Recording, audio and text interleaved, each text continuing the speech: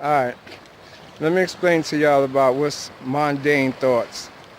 You know, stuff that has to do with this material world, that's what we call mundane thoughts. You understand what I'm saying? The reason why is that is because, all right, you spend a lot of time, researching on YouTube, hopefully, and you spend a lot of time also probably entertaining yourself, you know, being involved in your neighbor's business, your spouse's business, your siblings' business, your kids' business. And most of the time, that's what information we share between each other as far as authentic information, as far as, you know, learning from experience and applying it as wisdom and knowledge.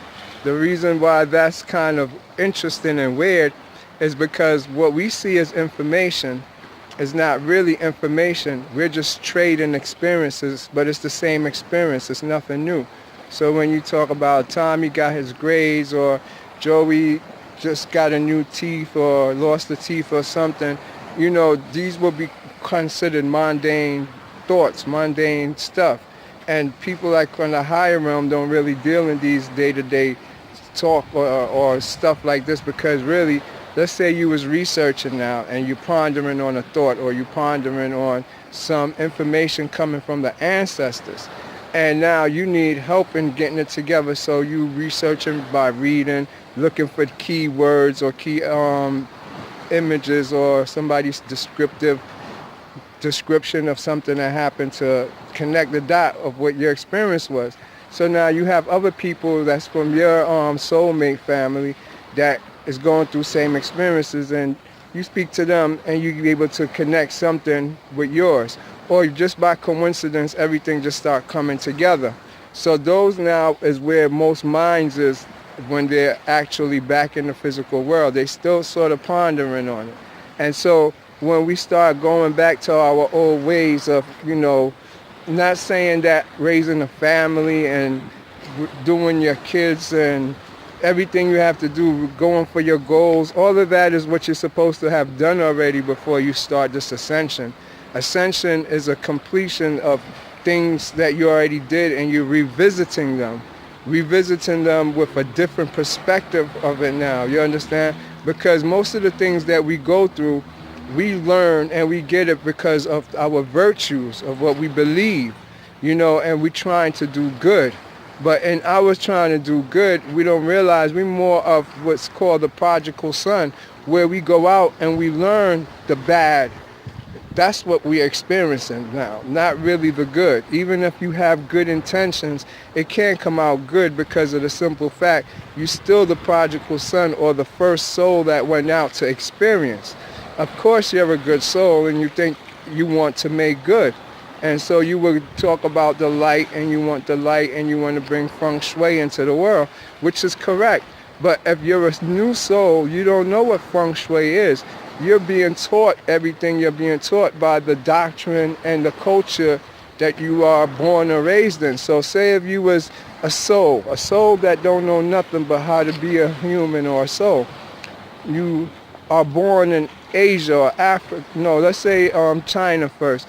More than likely you speak Chinese and you're going to be into Buddhism and stuff like that. Now if you was born in Africa, you're going to be mostly speaking French or some funny language, and you're going to be into Allah and all that stuff. Now if you come from the Western world, covering the whole Western hemisphere, you're going to be speaking English and believing in Jesus Christ and God. But none of those is really actually you. You're born into that. That's called culture. Now, if you're going to be into that, you first have to research where it came from and how it came about so you have a greater understanding of what you're dealing with. Because sometimes we're just born in the middle of it and we pick it up as our own when really it was set there as just like a foundation for you to have something to build on, but it's not a true foundation. So that's why we go back and revisit these things after we done achieved our goals, aspirations, all of our insecurities, everything that we thought we wanted. But after you achieve them, you see you're still not happy, because happiness only comes from the Most High, which is the dark light, where you came from. That in the beginning it was darkness. So we have that yearning desire for nirvana, that self-peace, but we don't know how to grasp it and use it as like a tool. So it manifests itself as an emotional state, and we become emotional. And our emotions, we become desirable. Anything that we desire is what we chase after to find a false sense of happiness because of this state. And so once we get these things, then we realize, oh, that's not really it. Oh, that's not really it. It could be from a loved one to achievement in a job position, or to even getting a new car or home. After you achieve these, you want more. So you will see that's not really what it was in the first place. It's something else that's deeper. So now that your soul and you're here, and it depends where you're carnated, it's going to make your belief system. You have to overstand all of those to now redo and restructure yourself as a soul, not to be from that culture, from that experience, but understand those cultures and understand those experiences so you could retransform it and make it into an experience of your own. Because we're all creators in the sense you're world builders. World builders meaning more than likely when you was growing up, you're going to either be brought up in a household of love, very overprotective, and very, very much feeling of self-gratitude. When you have that type of feeling, you miss out on a lot of experience that life has to teach you, because we sheltered ourselves from the truth of life. How we know that is because the truth of life is one line where you have many sides to it.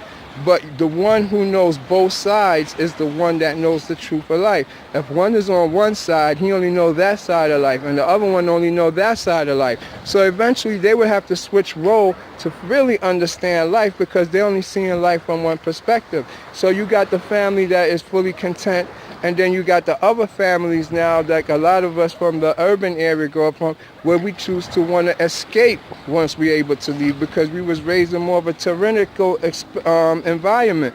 You know, it was lots of arguing, fighting, and a lot of souls, when they come here, they never seen fighting, arguing, violence, or even all that stuff. This is more empathic, like you become an empath. So now when they get old enough to leave the home and the nest, they go build a separate world for themselves that reflect who they really are, or to say the opposite of how they was raised, and find real love, or not an abusive relationship. Or if it was real love, most of them find themselves in abusive situations just to fulfill their self. So we see a lot of relationship where they person is being abused, and you'd be like, get out the relationship, but they can't, because that's what they need. That's part of their journey. So you can't tell them to get out the relationship, because you don't know what they need to fulfill them. They don't even know what they need to fulfill them. It's their soul that is actually doing it. So I hope you get a better understanding of how the soul works and how your purpose is. And because as you journey down here, it's a crazy mixed up world we live in, and all the books, all the material here is set out purposely to confuse you. The reason why they want to confuse you is because of the simple fact that there's a underpower, which is the light, white light that is, and then you have the dark light. The dark light is chaos. It's your soul, the inside of you. And you could say the white light is the front outside of you.